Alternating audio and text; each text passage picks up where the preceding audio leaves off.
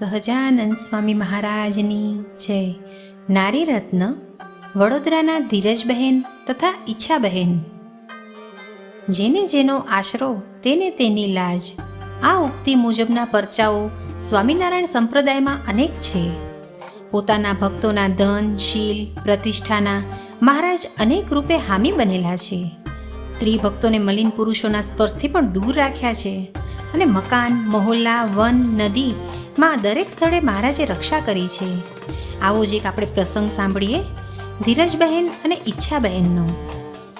ધીરજબહેન એ રામચંદ્રભાઈ રાજવૈદ વડોદરાના ધર્મપત્ની હતા.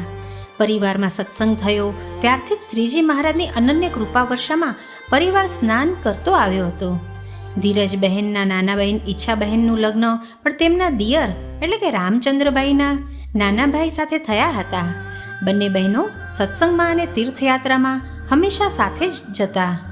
રામચંદ્રભાઈના નાના ભાઈ હરિશ્ચંદ્રનું અવસાન થવાથી ઈચ્છાબહેન વિધવા થયા. રામચંદ્રભાઈના આગ્રહથી ઈચ્છાબાઈ તેમને ત્યાં આવીને રહેવા લાગ્યા. પોતે સાંખ્ય યોગીની દીક્ષા સ્વીકારી લીધેલી અને સમગ્ર જીવન મહારાજને અર્પણ કરી દીધેલું. બંને બહેનોનો સત્સંગનો રંગ ચડતો જ ગયો. બંને બહેનો સાથે જ રહેતા અને વ્રત, તપ, જપ, તીર્થ વગેરે સાથે જ મળીને કરતા. આમ સંપૂર્ણપણે ધર્મપરાયણ જીવન જીવતા હતા. એક દિવસ એવું થયું કે તેમના પિયરેથી સમાચાર આવ્યા કે તમારા ભાઈ આત્મારામ અતિ બીમાર છે, તો તમે બંને બહેનોને ખૂબ જ યાદ કરે છે, તેથી તમે બંને બહેનો મળવા જાઓ.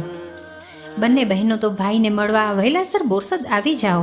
આવા સમાચાર સાંભળતા તાત્કાલિક એક ગાડું ભાડે કરવામાં આવ્યું અને બંને બહેનો ગાડામાં બેસી અને બોરસદ જવા રવાના થયા. વહેલી સવારના ગાડું નીકળેલું હોવાથી બપોરના 3 વાગ્યાની આસપાસ બોરસદના સીમાડા દેખાવા લાગ્યા. સીમની નજીક આવેલી નદીના કિનારે પહોંચતા ઝાડના છાયામાં ગાડાવાળાએ ગાડું ઊભું રાખ્યું. તેણે કહ્યું કે બહેન, તમે આ નદીના તાજા પાણીમાં હાથ પગ ધુઓ, પાણી પીવો અને થોડો આરામ કરો. હું પણ બળદોને પાણી પીવડાવી દઉં, તેમજ દિશાએ જતો આવું. હવે બોરસદ કાંઈ દૂર નથી, તેથી આપણે સમયસર જ પહોંચી જઈશું. આમ કહીને તે તો ચાલતો થયો.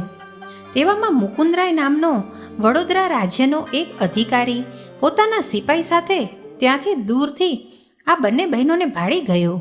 તેની નજર તો મેલી હતી, તેનો ઈરાદો મલિન હતો. તેની મનસા આ બહેનોની લાજ લૂંટવાની હતી. તેણે પોતાના સિપાઈને પોતાનો ઈરાદો જણાવ્યો અને તેણે તેને ઘોડા લઈને ગાડા પાસે છાયામાં જવાનું કહી દીધું. આ તરફ બંને બહેનો છાયામાં બેઠા હતા.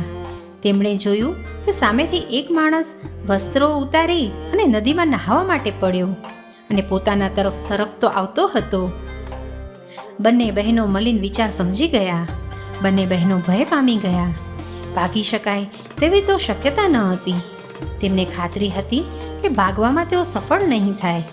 વળી તેનો સિપાઈ પણ ઘોડા સાથે ત્યાં જ હતો. તો હવે શું કરવું? ગાડાવાળો પણ હાજર ન હતો. તેમને આ સિપાઈ તથા તરતા તરતા કિનારે આવતા માણસની બુદ્ધિ ભ્રષ્ટ થઈ હોવાનો અણસાર આવી ગયો હતો જ. તેથી બંને બહેનો શ્રીહરિનું સ્મરણ કરવા લાગ્યા. ખૂબ જ દયાભાવે પ્રાર્થના કરવા લાગ્યા અને હે મહારાજ, જેવી રીતે તમે દ્રૌપદીની રક્ષા કરી હતી તેવી રીતે અમારી પણ રક્ષા કરજો. આપના સિવાય અમારો કોઈ રક્ષક નથી. આમ આંખો મીચી અને મનોમન પ્રાર્થના કરે છે. ત્યાં તો કાળી ચીસ સંભળાઈ. આંખો ખોલીને જોયું, ત્યાં તો પાણીમાં એક મગર મુકુંદરાયના પગને પોતાના મોંમાં લઈને ખેંચતો હતો અને મુકુંદરાય બચવાના, છટકવાના હવા ત્યાં મારતો હતો, ચીસો પાડતો હતો. તેની ચીસ સાંભળી અને સિપાઈ ઘોડા મૂકીને મદદે આવ્યો. તેને જોઈને મુકુંદરાએ કહ્યું કે તું જલ્દી તલવાર લઈ અને પાણીમાં કૂદી પડ. આ મગરને મારી નાખ, નહીતર હું મરી જઈશ. સિપાઈ ખુલ્લી તલવાર સાથે નદીના પાણીમાં ઉતર્યો અને મગર પર તલવારથી પ્રહાર કરવા લાગ્યો. પરંતુ મગર પાણીમાં હોવાથી તેને તલવારના ઘાવની કાંઈ અસર ન થઈ. સિપાઈ ગોઠણ ડૂબ પાણીમાં ગયો. હવે તો મગર પાણીમાં ઊંડા જવા લાગ્યો, પણ તેણે મુકુંદરાયનો એક પગ છોડી દીધો હતો. તરત જ મુકુંદરાએ પોતાના બંને હાથથી સિપાઈનો પગ પકડી લીધો. સિપાઈ તો ડરી ને પાછો ફરવા જતા ફરી પડી ગયો અને તે પણ સંકટમાં આવી પડ્યો. મુકુંદરાએ તેને બાથ ભરી લીધી. ત્યાં તો મગરે મુકુંદરાયનો પગ છોડી ને તેને કમરેથી પકડી લીધો અને ઊંડા પાણીમાં ખેંચી જવા લાગ્યો. સિપાહીએ ચીસ નાખી, સાહેબ, તમે મને મૂકી દો, હું તરવાનું એ નથી જાણતો. તેના શબ્દો માંડ પૂરા થયા ત્યાં તો મગરે બંનેને ઊંડા પાણીમાં ડૂબાડી દીધા. બંને મૃત્યુ પામ્યા. બંને બહેનોને ગાડાવાળા ખેડૂતનો સાથ સંભળાયો. ચાલો હવે બે બહેનો ગાડા પાસે આવીને કહ્યું, ભાઈ, આ નદીના પટમાંથી જલ્દીથી ગાડું બહાર કાઢી લે. ખેડૂતે ગાડું ઉતાવળેથી નદી સામે કાંઠે લીધું. બોરસદના પાદરમાં પહોંચ્યા બાદ બંનેએ ગાડા ખેડૂને સંક્ષેપમાં બધી વાત કરી. શ્રીહરિએ બંને બહેનોને દિવ્ય દર્શન આપ્યા અને કહ્યું કે હવે તમે બંને નિશ્ચિંત અને નિર્ભય બનો, અમે તમારી રક્ષા કરી છે. બંને બહેનો મહારાજના દર્શનથી ભય મુક્ત બન્યા. આમ મહારાજ પર સાચી નિષ્ઠા, અડગ ભક્તિ અને હૃદયપૂર્વકનું સમર્પણ હોય તો ગમે તેવા દેશકાળ હોય તો પણ તે આપણી રક્ષામાં સદાય તત્પર જ છે. માત્ર આપણને સાથ દેવાની જરૂર હોય છે. સહજાનંદ સ્વામી મહારાજની જય.